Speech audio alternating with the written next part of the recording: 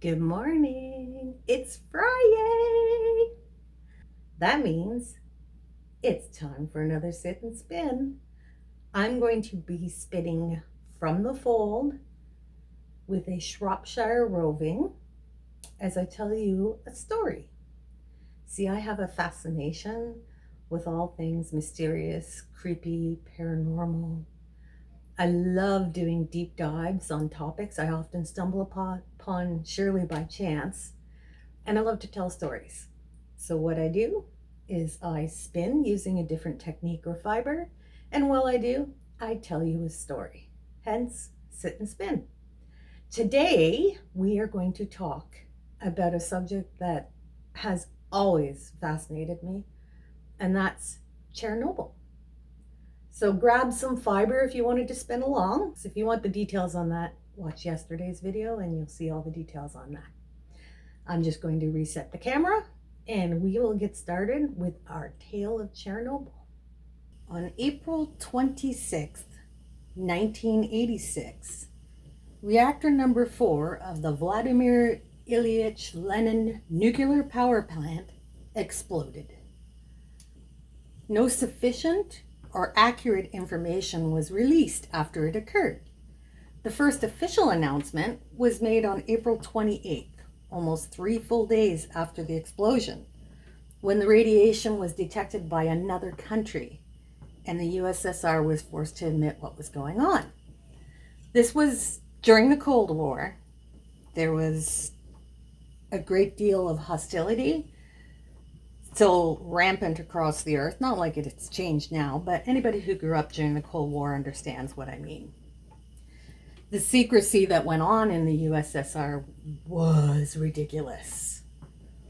If you want to get an idea of the disaster and what happened, definitely watch the HBO series. It is brilliant. It's so good. Even if you're really not that interested, it's a good series. Very, very good. Now, without revealing my actual age, let's just say I was a teenager when this happened, and I lived near a nuclear plant. So as you can imagine, it was a big deal, and it left a mark on me. I've been fascinated with the disaster pretty much my entire life. Well, since it happened anyways. I started finding pictures on the old internet of people who started venturing into the exclusion zone, which is the area around the plant where no one's allowed to live. And to me, it was just some kind of magical, mysterious thing. They were creepy pictures, but they were just endlessly fascinating. I couldn't stop looking at these pictures. And that got me thinking again about the Chernobyl disaster. Then I found a documentary on Amazon Prime about what's called the babushkas of Chernobyl. So this showcased women who had moved back into their homes in the exclusion zone. So they were living in this radioactive area because they couldn't imagine spending their lives anywhere else. It's an excellent documentary. If you have Amazon Prime, watch it. It's called The Babushkas of Chernobyl. Then HBO came out with their series. Again, so well done. Very, very good. Now that one, of course, is fictionalized, but it does apparently get a lot of things correct. All of this, I thought I knew all this. I knew about this. I knew about this. I thought I knew a fair bit about the disaster. Then one day, while I was just cruising through Ranker, which is, a fun site. If you've never been on it, have a look. It's Ranker, Ranker. And they just do random lists on stuff. It's so much fun. But I saw a list on there of the conspiracies of Chernobyl. And I went, well, what? Guess what? Next topic for Sit and Spin. First of all, I had heard a little bit about this, but I didn't know any of the details. The blackbird of Chernobyl. In the Ivankiv Rayon district of the Ukraine, where Chernobyl is, people tell of the black bird, a human-like creature with wings and piercing red eyes. Sounds a bit like Mothman, doesn't it? It was alleged to have been seen by the workers of the Chernobyl plant. It started with sightings of a shadowy figure just kind of lurking outside the gate, outside the fences, and was watching workers as they left. Now, these are the days leading up to the disaster. One female worker was leaving one night, and then she came running back in just screaming that she saw a gigantic bird-like entity with glowing, fiery eyes fly away. They were all like, yeah, right, whatever. You're just being irrational. Probably got PMS or something. Because, that's what men say. But then 2 caretakers saw it flying around outside the plant. More stories. Then the nightmares began. So workers started turning up late or leaving early because they were sick. They weren't sleeping at night. They kept having dreams of this gigantic black bird-like creature with glowing red eyes. It was haunting their dreams. Now, authorities at the plant are getting fed up with this nonsense. So anyone caught talking about the creature or showing up late because of dreams of the creature, they started getting these threatening phone calls from the KGB, like, knock it off, don't talk about this, you're being ridiculous, it doesn't exist, you're hysterical, get to work on time, all that sort of thing. But the reports continued, and then the accident happened. Now the reports change a bit. They're still seeing the same creature, but it's weaving in and out around the plumes of smoke. There was one helicopter that almost lost the guy in the back because they had to make maneuvers to avoid the creature. So they saw it there too. Once the fire was extinguished, and I believe that took 7, 8, 9 days or something to get the fire out, but once it was out, nobody saw the creature again. But every person who had seen the creature died of radiation poisoning. Kind of creepy. Officials say that it was merely a black stork. Or like the Mothman, there was some kind of crane they said it was. Can't remember the name of the crane, but it was a crane, a big bird. So again, here in Chernobyl, we're seeing this big creature and they're saying, nah, it's just a bird. Okie dokie, I don't know why a bird would be flying around in a radiation cloud. I think they're a little smarter than that, but okay. There were other things flying around in the wake of the explosion. Mikhail Varitsky claims he saw a fiery ball of light hovering for a few minutes over the exposed reactor on the night of the accident. During those minutes when he claims to have seen this fiery ball of light, radiation levels dropped by 4 times at a critical moment in the meltdown. So they think that this fiery ball of light was a UFO and that the ETs were helping them try to keep it as a steam explosion and not a nuclear meltdown. During the previous month leading up to the disaster, reports of UFO activity had definitely increased. And other than Varitsky, there were reports of craft hovering there for over 6 hours. And on September 16th, 1989, when there was a further radiation leak from the unit at Chernobyl, they say that they saw even more craft and that they were containing the radiation. It was even reported in a Russian newspaper that the UFOs kept the blast thermal rather than nuclear by absorbing the radiation and helping them contain the accident. There are others who believe that the ETs set off the explosion, trying to push human evolution through mutation.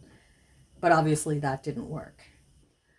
And speaking of mutations, the idea of nuclear radiation causing severe mutations has been a long established idea, even though it has a little scientific foundation. It was the basis of a video game called Stalker, Stalker, Shadow of Chernobyl. However, research has shown that animals in the exclusion zone aren't the creepy three-headed dogs and, extra large creatures that we expect. They actually have smaller brains, cataracts, tumors, some are sterile. Those are the kind of mutations that have come about, not the super scary extra head, extra legs kind of mutations that people talk about. Following the disaster, of course, there were more tales. In 1997, a team was brought in to inspect the effectiveness of the sarcophagus that was being built over the exploded reactor, the only way that they could contain the radiation. And a guy named Andrea Karsukov went to reactor 4 control room. This is where the accident happened. He couldn't enter into the actual reactor itself. It was way too dangerous and the door was firmly locked. But he was taking radiation readings near the door. And all of a sudden he could hear someone screaming for help, that there was a fire inside. So he goes running back to his companions and they're all like, dude, no one entered the control room in 3 years. You were the first person to go in there. There couldn't possibly be anyone in there. And no one else ever heard any of the screams or the cries. Now these guys were camping in the exclusion zone outside of the reactor. And that night, as they were sitting around their campfire, they looked up to see a floodlight turn on inside reactor 4. They're all like, The one guy's like, dude, pretty sure it's just a power surge. And then the light went off. These are the kind of tales that are coming out of there now. And especially from the hospital, which is abandoned. That's where first responders who got lethal doses of radiation and like their skin was peeling off and all sorts of hideous things, they were treated at that hospital. And it is apparently very haunted by them. People see apparitions and shadows, and it's apparently quite a scary place to be. Following the disaster, the displaced people from the Chernobyl region were now living in other cities, in other towns, and people began to talk about Chernobyl HIV. It was some sort of infectious sickness carried by the victims and the survivors of the nuclear disaster. It was completely untrue. Now, this was the height of the panic and the ignorance surrounding actual HIV. So comparing these people, saying that they had Chernobyl HIV was a way to further alienate them from any kind of society. These poor people had nothing to do with the explosion, with the accident. They were exposed for 3 days before their own government even did anything to protect them. They were told they were safe, and it was all lies. And now everybody's talking about this hideous sickness they have, this infectious disease, which they didn't. What happened to them was strictly contained to them. The radiation was in their bodies, not leaking out and infecting people around them. It was really quite a sad thing for people to be saying. Let's get back to some of the bigger theories. What caused the accident? The USSR wasn't talking, of course. They didn't want to explain anything. They just said, oh, yeah, it was just, an accident. They didn't even want to give the details of what happened, and that didn't come out till much, much later. So in the absence of information, of course, people fill it in. So they theorized that the CIA sabotaged vital equipment in the plant. Why? I don't know. It was the Cold War. The States and Russia were constantly trying to kill each other without being caught. because that would cause a full-scale nuclear war. If you didn't live during the Cold War, you have no idea just how insane it was. And thinking that the CIA sabotaged a nuclear plant in the Ukraine and the USSR, actually not that far-fetched. There were further accusations that the Russians actually caused the accident themselves. Why would they do that, you ask? Well, one theory was that they wanted to turn Europe off of building nuclear plants so that they'd continue to be reliant on Russian oil and gas and continue to drive their economy. It was also said that they caused the meltdown to see the long-term effects of this kind of radiation on humans. But there's one more theory that's even more insane. The Russian woodpecker.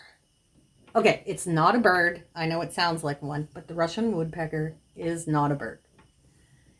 It was a missile defense radio structure called Duga 3. Duga meaning literally arc or curve. It was suspected of being wildly over budget, and the structure was deemed such an expensive flop that in order to eliminate it, they caused the meltdown in nearby Chernobyl. Okay, so why was this Duga 3 such a flop, and what was it supposed to do? And let's just look into it a little bit. So the Duga 3, or possibly Duga 1, there's some debate on what it was actually called. It was an over-the-horizon radar network. So basically it looked over the top of the world to see what's happening in the States. And it was used as part of the Soviet missile defense early warning radar. So if the States launched a missile, the Duga would see the launch and the Russians could respond quickly before they were destroyed. The Duga broadcasted in short-wave radio bands in a sharp, repetitive tapping that earned it the name the Russian Woodpecker. And it caused tons of problems with broadcasts, resulting in thousands of complaints worldwide. This is what it sounded like.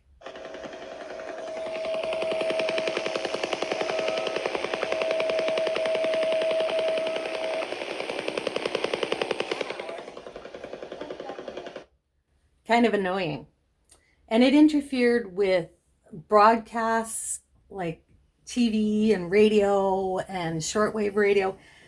It annoyed everyone. This led, of course, to theories that the Duga facility was actually about mind or maybe weather control, or maybe it was designed to sabotage Western broadcasts and submarine communications. To this day, the full extent of the nature of its use during the Cold War is still unknown. After the Chernobyl disaster, the camp called Chernobyl 2, which supported the Duga facility, was evacuated and abandoned, but the woodpecker continued on to broadcast for another 3 years before going silent with no reason given. So the theory that they caused the meltdown to cover up the failure of the Duga facility really doesn't hold water, otherwise they would have shut it down immediately, one would think. It was thought that in 2013-14 region that the woodpecker was back online because they begin to find the woodpecker signal in the short band radio waves again.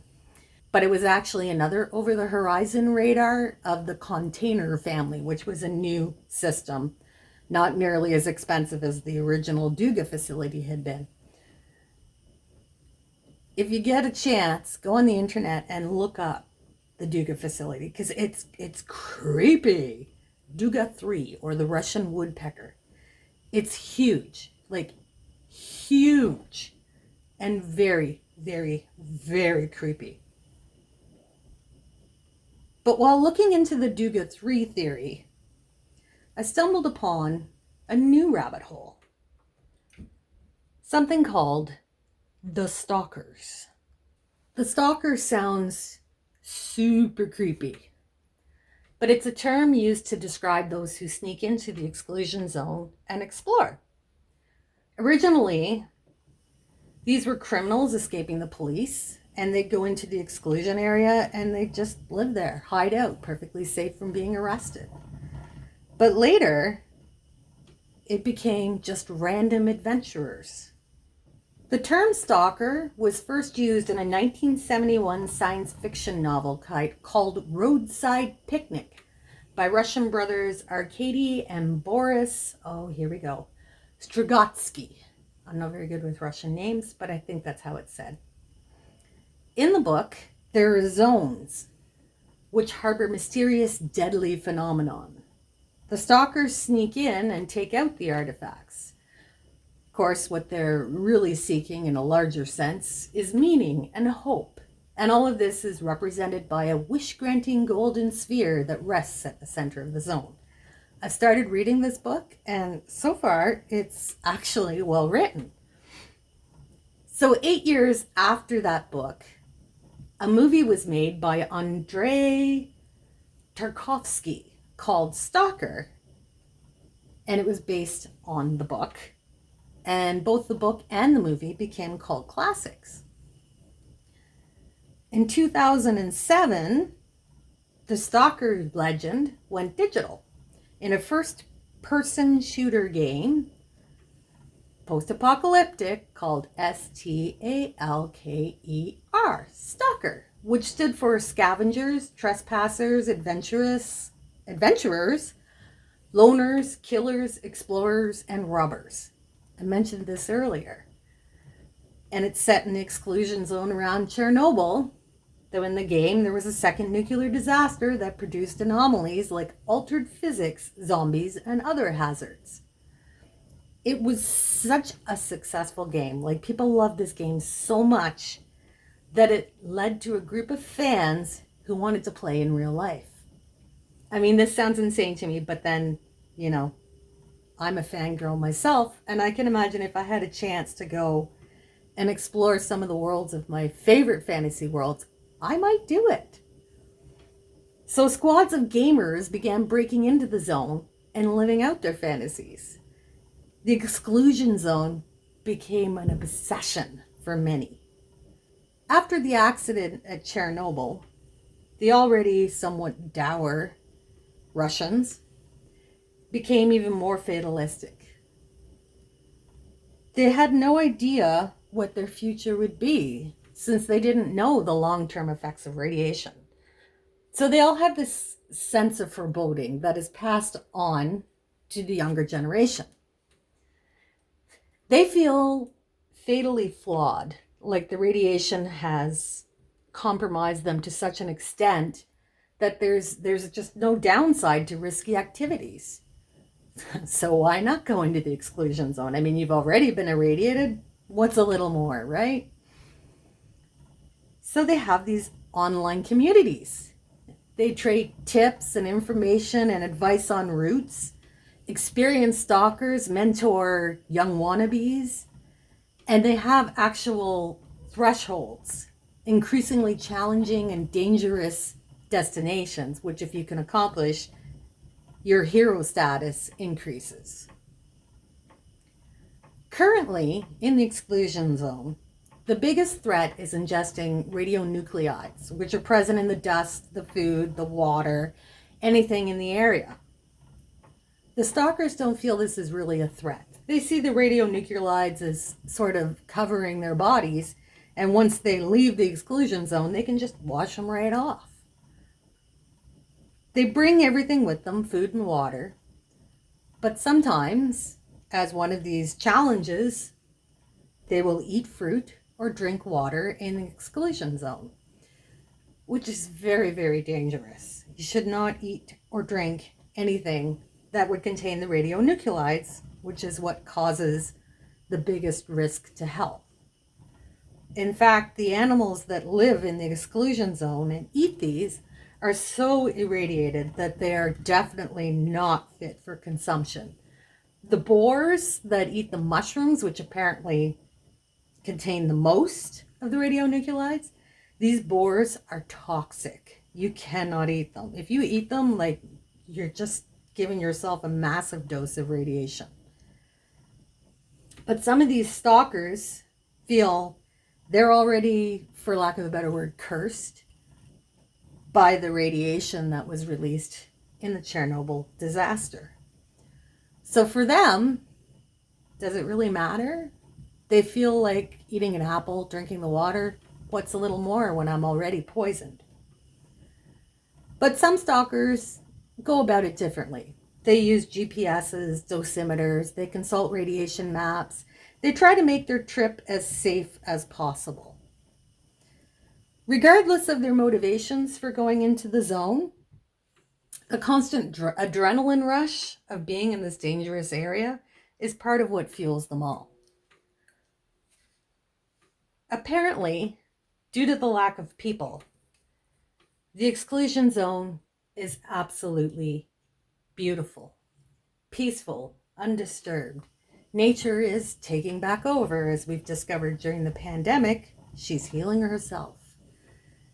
There are so many rare animals living in the exclusion zone because man's not there to hunt them, to kill them, and they're thriving. If you look at Pripyat, the city closest to Chernobyl, nature has been slowly taken over. I'm sure you've likely seen pictures of the abandoned amusement park that never even had a chance to open. It was supposed to open in May, and the accident happened in April. So it was never actually used. You can nowadays do tours into the exclusion zone. I don't know that I would ever be able to do that. To me, the thought of even exposure to a little bit of radiation terrifies me, which is really funny because I do live near a nuclear plant. Regardless, the myths and legends of Chernobyl are as fascinating as the event itself.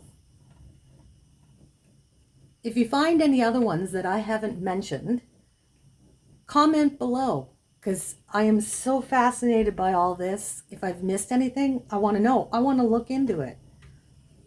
And that's our tale for today.